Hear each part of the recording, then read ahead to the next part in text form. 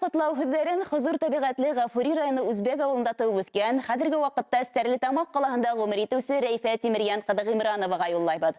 Ҡәҙерлебеҙ ошо көндәрҙә 60 йәшлек матур ғүмер байрамын билдәләй. Салауат медицина училищеһын уңышлы тамамлап, хеҙмәтен бигертә башланы. Ошо ваҡыт эсендә йылы һүҙе, шифалы ҡулы, оҫталығы, тәжрибәһе кемгә генә ярҙам итмәгәндер. Һәр береһенә файҙалы кәңәшен дә, әйтер һүҙен дә таба белгән шәфҡәт туташы бит ул. Беҙҙең өсөн дә күптән ғаилә табибына әйләнгән инде Рәйфәбеҙ. Ниндәй үтенес менән генә мөрәжәғәт итһәк тә, бер ваҡытта ла кире ҡаҡмай.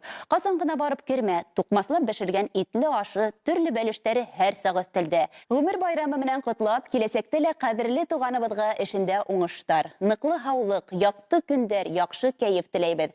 Әлеге лә бергә татыулыҡта, тыныслыҡта йәшәргә яҙһын апайыбыҙ.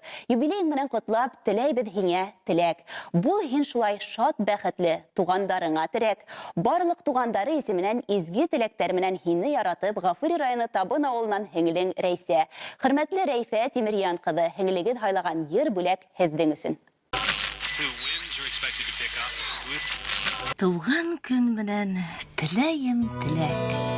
Оҙон ғүмер апай һиңә яҙһын.